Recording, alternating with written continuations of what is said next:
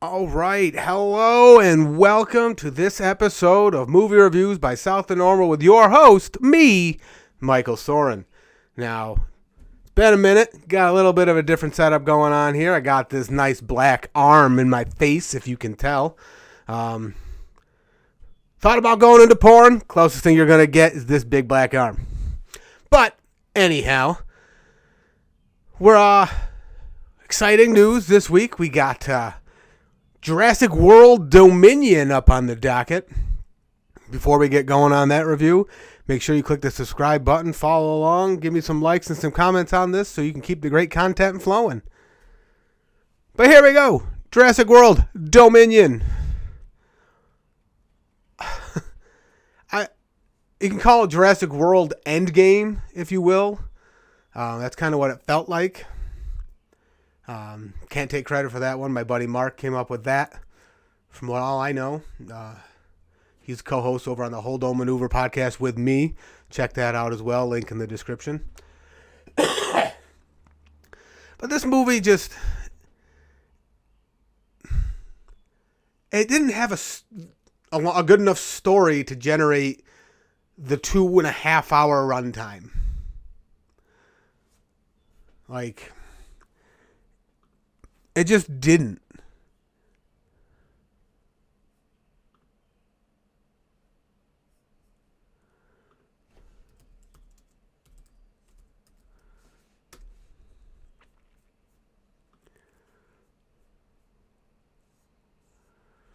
The basic premise of the film is 4 years after the destruction of Isla Nublar, dinosaurs now live and hunt alongside humans everywhere. Imagine that. The fragile balance will reshape the future and determine once and for all whether human beings are able to remain the apex predators on the planet now that they share with history's most fearsome creatures in a new era. That is misleading, because we really don't get that take in this film. No, what we get is, yes, the dinosaurs are living amongst us. Yes, we are struggling to cope with them because they can attack us and hurt us, but so can most animals out there. We just have to figure it out. These ones happen to be able to go be the size of skyscrapers, but usually the giant ones, the biggest ones, don't really want to hurt us. They can't help but hurt us. But it's the real breakdown of this movie is, yes, it's been 4 years since Isla Nublar blew up. Dinosaurs live amongst us. Yes. Can we coincide with them? Is not the point of this movie. The point of this movie is you got a crazy rich billionaire doctor who, now he's not really a doctor. He's just a rich billionaire, owns a company, a big pharmaceutical company. He's out there claiming to try and do the world a favor by genetically modifying things and blah, blah, blah. But it turns out he's just trying to make a buck. Ooh, who would have saw that coming? But, like, because we're introduced to these locusts that only eat crops that aren't biocene or biosil. Can't remember the biocin, something like that. The pharmaceutical company that Lou Dodgson owns in this movie.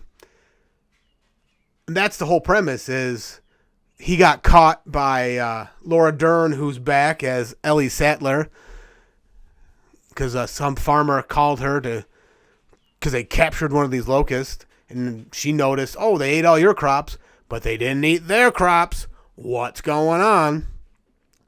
So that leads her to go find Alan Grant. Oh, he's back now too. And then they just happen to have an invite to the headquarters of the villain from Ian Malcolm. Jeff Goldblum's back. Whoa. See where I'm going? This movie just like threw in nostalgia as a way to tell a story. It had a shell of a story, and it probably could have been a 90-minute movie with the story it had, but they wanted to get some nostalgia in there. They wanted to boost those dollars at the box office, because the previous two Jurassic Worlds, if memory serves correct, the first one did well, the second one did not.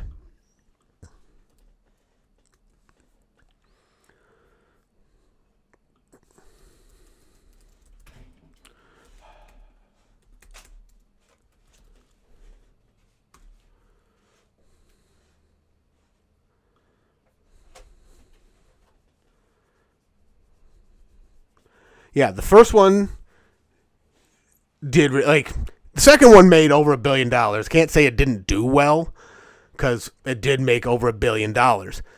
But it's just this one was longer than that one, and it had just a shell of a story, in my opinion. I like the movie. I am a sucker for the nostalgia. I remember going to see. Hold on.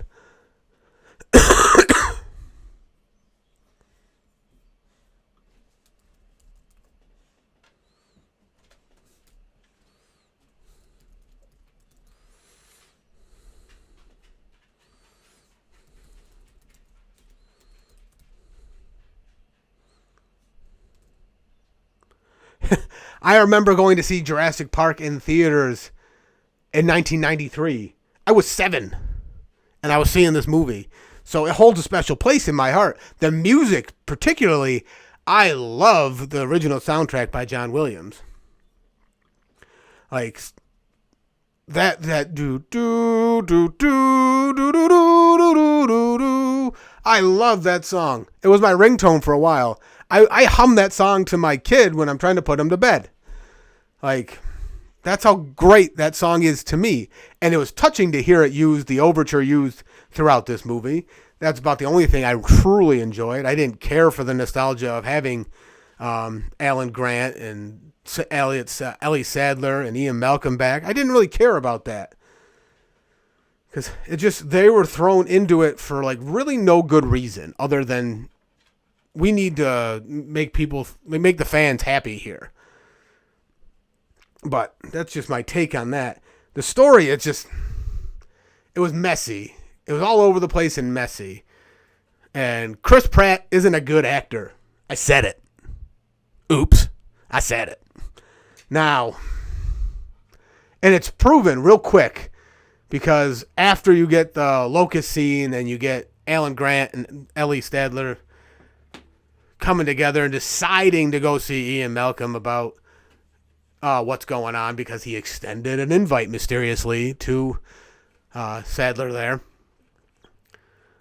We get to the other part of it from the Jurassic World cast with Bryce Dallas Howard and Chris Pratt. And it just, like, come on. Oops, too far.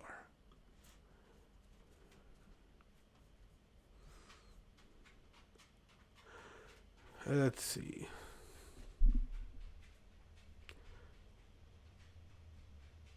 Yeah, it's Owen Grady and Claire Dearing. And you were like Claire when both of them worked at the Jurassic World Park, and then they were on the island together when it blew up, trying to save as many of the species as they could. And now they're raising a child in secret. It's not really theirs. It's a clone. What? Charlotte Lewis basically cloned herself, but used breakthrough science to manipulate the genome of her daughter to basically cure and prevent all the stuff she went through in her life. Maisie Lockwood is her name now. She was a better actor than Chris Pratt, played by Isabella Sermon. But it's just like there's a scene, like, because the whole thing is she's an angst-ridden teenager in a house with her adopted parents, and they don't get along, and she's not going to follow the rules. And there's this scene where she gets kidnapped. Spoiler alert. Sorry. Should have said that. But she gets kidnapped, and now Chris Pratt has to call to action and run and save her. And he grabs this gun, and he runs into the house, actually, first. And he's trying to convey to Bryce Dallas Howard there the urgency of what's going on. And it just falls flat. Because he's just like, oh, we got to do this. Oh, I'm so in a rush. And I just don't buy him in these roles. I don't. That's my fault. It's on me. Maybe it's not. Because this movie was going to make money no matter who was in it. That's the thing. It's relying on the nostalgia of Jurassic Park and Jurassic Park 2. Not so much Jurassic Park 3, but but they just have so many callbacks to the original films in this. Like they have a scene where not the T-Rex, the one bigger than the T-Rex is looking at Ian Malcolm through the window of an upside-down Jeep, and you see his mouth chatter. Maybe it was a T-Rex. I don't know, some big-ass dinosaur. I don't think it was a T-Rex. And then Ian Malcolm gets out with a locust that's on fire and waves it around like a flare. They have the scene where someone's dangling from a rafter, and there's a dinosaur trying to bite her. They got those dinosaurs with the frills that spit the tar everywhere. They pop up everywhere, and they do the same kind of jump scare what they had with Newman from Seinfeld. The Barbasol cans in this. Ian Malcolm is basically shirtless, and he buttons it up, and kind of like as a callback to that. There's just so many callbacks and homages to the original one. It felt like you wasted 2.5 hours to give me these 30-second shots. Like, I really enjoyed the movie. I did, because I like Jurassic Park. I enjoyed the movie. I enjoyed the nostalgia. I enjoyed the take back to my youth, if you will. But it's just, I wanted more. I want more from my movies. I want to be taken away. I want to escape. I want that escapism from films. And for me to buy into this one, I'd have to believe that Bryce Dallas Howard is kind of like Daniel Craig in Casino Royale and can do all this parkour shit. And I just don't buy it. Not that women can't. It's not a woman thing. It's just her character. I don't believe she can do it. I believe it was a flaw. It's like, and it just doesn't fit. Like, it just doesn't fit. They're not these government agents. They're not these things. Like,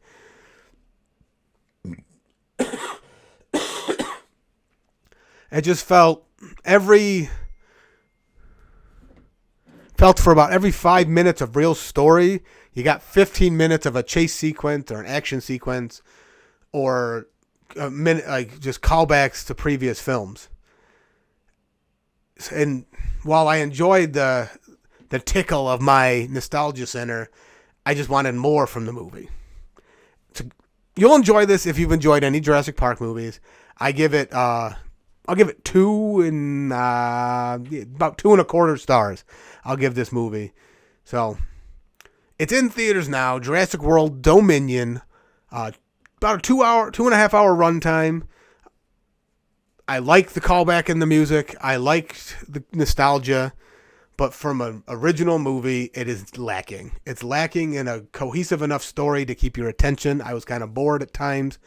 It could have been tightened up. There's some other actors besides Chris Pratt were good. Like, they brought it.